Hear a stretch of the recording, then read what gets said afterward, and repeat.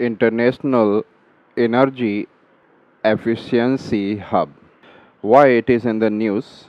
Recently, the Union Minister Cabinet, chaired by the Prime Minister of India, has approved India's membership to the Energy Efficiency Hub. अभी फ़िलहाल में ही जब union cabinet ministry की meeting हुई उसमें prime minister of India ने approve कर दिया कि India is an also the part of international energy efficiency hub. ये इसके बारे में जानते हैं कि इंटरनेशनल एनर्जी एफिशिएंसी हब क्या है। For the international energy efficiency hub, it serves as a global platform aimed at enhancing collaboration. Means एक प्लेटफॉर्म है, ग्लोबल प्लेटफॉर्म है जो कि काम करता है एनहांसिंग कोलैबोरेशन बढ़ाने के लिए and promoting energy efficiency across the globe. पूरे विश्व में, पूरे अर्थ पर, पूरे इस भूमंडल पर एनर्जी की एफिशिएंसी को बढ़ाना है। थोड़ा सा एनर्जी एफिशिएंसी को हम समझ ले। सपोज़ करो कि हमारे पास 1 लीटर पेट्रोल है, लेकिन एक्चुअली में इस 1 लीटर पेट्रोल में से केवल हम 1 लीटर पेट्रोल का मतलब हम लोग कह सकते हैं 1000 ml का पेट्रोल है। इस 1000 ml या 1 लीटर के पेट्रोल में केवल 600 ml पेट्रोल जो है गाड़ी चलाता है, और बचा हुआ जो 400 ml है वो हीटिंग में लॉस हो जाता है, गर्मी में साउंड प्रोड्यूस करने में लॉस हो जाता है। तो 600 अपॉन 1000 ml को 100 से मल्टीप्लाई करेंगे तो हमारा 60% एनर्जी एफिशिएंसी आ जाएगी। लेकिन यही हम कुछ ऐसा करें कि हमारा ये 80% एनर्जी एफिशिएंसी हो जाए, या हमारे एफिशिएंसी एनर्जी जितना है उसका मैक्सिमम यूटिलाइजेशन हो, तो उसको एनर्जी एफिशिएंसी कहा जाएगा। तो हम India become the part of this international energy efficiency hub, और इनमें प्रमोट करना होता है कि कैसे कोलैबोरेशन के थ्रू आप एक कंट्री दूसरे कंट्री के साथ एनर्जी एफिशिएंसी को प्रमोट किया जा सके। Establish in 2020, international energy efficiency hub establish कब हुआ था? 2020 में। Succeeded the international partnership for energy efficiency cooperation. तो ये पहले इसका जो नाम था, international partnership for energy efficiency cooperation, तब इसको जो हो गया international energy efficiency hub, where India was previously a member. India उसका भी मेंबर था। This international energy efficiency hub unites governments, international organisation and private sector stake holders. तो ये जो और यूनाइट करने की कोशिश करता है ये प्लेटफॉर्म सर वर्ल्ड के गवर्नमेंट्स को, इंटरनेशनल ऑर्गेनाइजेशंस को जो इसके लिए काम कर रहे हैं और इससे रिलेटेड इच्छुक हैं, प्राइवेट सेक्टर स्टेक होल्डर्स को, जो प्राइवेट सेक्टर के जो यूनिट हैं जो इसमें काम करना चाहते हैं, टू एक्सचेंज नॉलेज, दो एक दूसरे से नॉलेज को एक्सचेंज करें, share best practices and develop innovative solutions, और आपस में एक दूसरे से बेस्ट प्रैक्टिसेस, जिनके पास बेस्ट टेक्नोलॉजी है उसको शेयर करें और एक इनोवेटिव सॉल्यूशन निकाल कर लाएं, जिससे कि energy efficiency can be increased. Member countries, अब जैसे आप सभी नॉर्थ अमेरिका को जानते होंगे, तो पहले हम लोग वो कंट्रीज़ को देखेंगे जो नॉर्थ अमेरिका में है। Canada is the member country and United states of America is the member country. तो ये आप दो याद रख लेंगे। उसके बाद हम लोग साउथ अमेरिका में चले जाते हैं कि which are the country with the part of international energy efficiency hub. South America में देखेंगे अर्जेंटीना, ब्राज़ील, अर्जेंटीना ब्राज़ील है, और ये दो कंट्री आपको अर्जेंटीना एंड ब्राज़ील जो साउथ अमेरिका से, ये दो कंट्री हैं जो पार्ट हैं। अब हम लोग यूरोप की ओर जाते हैं कि यूरोप के कौन से कंट्री जो हैं इंटरनेशनल एनर्जी एफिशिएंसी हब के जो पार्ट हैं। एक तो आपका यूरोपियन कमीशन, जो यूरोपियन यूनियन के रूप में यूरोपियन कमीशन आप जान सकते हैं। जर्मनी है, लग्जमबर्ग है, और रशिया, यूएस, एशिया और यूरोप दोनों का पार्ट है। रशिया है, तो फ्रांस है, तो हमने क्या बोला, एंड यूनाइटेड किंगडम। तो जो यूरोप की तरफ से जो पार्ट है तो आपको दिख रहा है यूनाइटेड किंगडम है, जर्मनी है, फ्रांस है, ये 3 इंपॉर्टेंट तो हैं, और यूरोपियन कमीशन है, और एक आपका वहाँ पर जर्मनी के ऊपर डेनमार्क एक कंट्री है वो है। तो ये तो आपने कंट्री देख लिया जो कि आपका यूरोप का पार्ट है। जो एशिया से है दो हैं, वो हैं आपको China is the member of it. China के बगल में आपका कोरिया है, कोरिया के बगल में आपका जापान है, तो ये हो गया।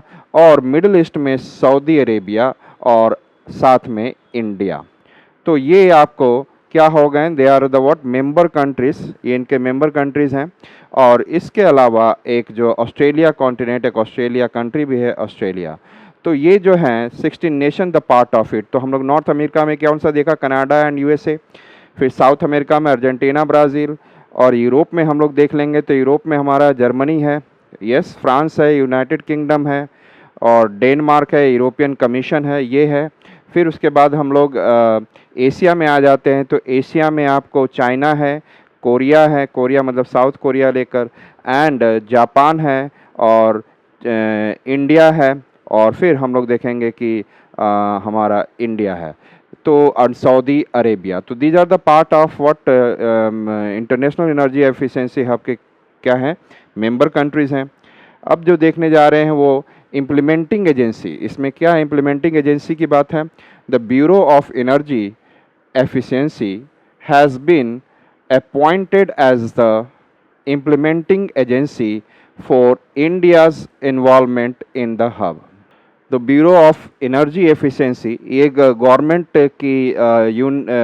की बॉडी या डिपार्टमेंट है, bureau of energy efficiency Indian government की, हैज़ बीन अपॉइंटेड, इसको अपॉइंट किया गया कि ये इम्प्लीमेंटिंग एजेंसी हो इंडिया का इन्वॉल्वमेंट के लिए इस इंटरनेशनल एनर्जी एफिशिएंसी हब में। तो इंडिया की तरफ से कौन रिप्रेजेंटेटिव गवर्नमेंट डिपार्टमेंट है, ब्यूरो ऑफ एनर्जी एफिशिएंसी।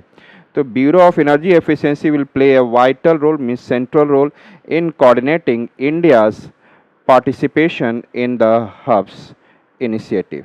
तो जब भी इसकी मीटिंग होगी तो इंडिया अपने तरफ से सेंट्रल रोल जो पे करेगा वो है department BEE, bureau of energy efficiency, and ensuring alignment with the national energy efficiency objectives. तो ये हमेशा वहाँ पे जो अपने मुद्दे को रखेगा, बात रखेगा, वो उस तरीके से जिससे कि भारत के एनर्जी एफिशिएंसी ऑब्जेक्टिव्स को क्या है अचीव किया जा सके और इम्प्रूव किया जा सके।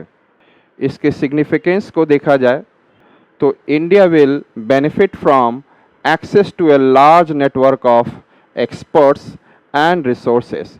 इस प्लेटफॉर्म की वजह से इंडिया को बेनिफिट होगा कि वो large network of experts different countries के उनके रिसोर्सेज को प्राप्त कर पाएगा, which will bolster its domestic energy efficiency efforts. और इससे भारत का जो है डोमेस्टिक मतलब भारत का डोमेस्टिक एनर्जी एफिशिएंसी आगे बढ़ेगा। The nation will also contribute to global initiative aimed at combating climate change by advancing energy efficient technology and practices। तो यहाँ पे नेशन को भी हम हर नेशन के लिए कंट्रीब्यूट है कि ग्लोबल इनिशिएटिव लेना है, ग्लोबल लेवल पे इनिशिएटिव लेना है। वो क्या इनिशिएटिव है कि आप एनर्जी एफिशिएंट टेक्नोलॉजीज़ को एडवांस जितना करें उसको प्रैक्टिसेस को ले आएँ जिससे कि क्लाइमेट चेंज को कॉम्बैट कर पाएँ, उससे फाइट कर पाएँ। क्योंकि क्लाइमेट चेंज जो कार्बन डाइऑक्साइड जितना रिलीज़ होगा और उतना ही क्लाइमेट चेंज आगे होगा।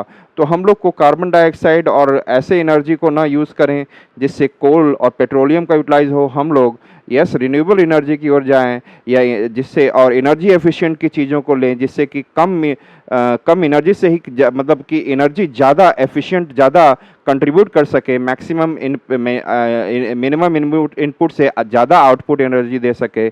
ऐसे एनर्जी एफिशिएंट टेक्नोलॉजी और प्रैक्टिसेस से हम लोग थोड़ा सा ग्लोबल क्लाइमेट चेंज से कम्बैट कर सकते हैं। Participation in this global platform will facilitate a quicker transition to a low carbon economy and enhance energy security। जो ये पार्टिसिपेशन है इस ग्लोबल प्लेटफॉर्म पर जो हम लोग इस इंटरनेशनल एनर्जी एफिशिएंसी को हम लोग कर रहे हैं, ये हमें फैसिलिटेट करेगा कि हम तुरंत मतलब जल्दी से एक फेज से दूसरे फेज में चले जाए। मतलब कि आज जो हमारा कार्बन का एमिशन ज़्यादा हो रहा है, कार्बन डाइऑक्साइड का, वो कार्बन एमिशन कम हो जाए और हम अपने आप को एनर्जी सिक्योरिटी की ओर आगे बढ़ा लें। और ये इसका काम होगा, इंटरनेशनल एनर्जी एफिशिएंसी हब के कारण से फ़ायदे होंगे।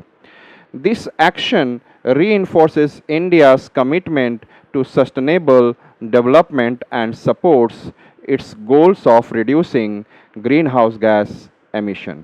तो भारत ने जो क्लाइमेट चेंज को लेकर यूएनएफसीसी के अंदर जो कह चुका है कि कितना वो अपना जो पेरिस एग्रीमेंट है, इन सब चीज़ों पे जाकर भारत कह चुका है कि अपना किस समय तक अपने कार्बन डाइऑक्साइड के एमिशन को, ग्रीन हाउस गैस एमिशन को जीरो कर सकता है।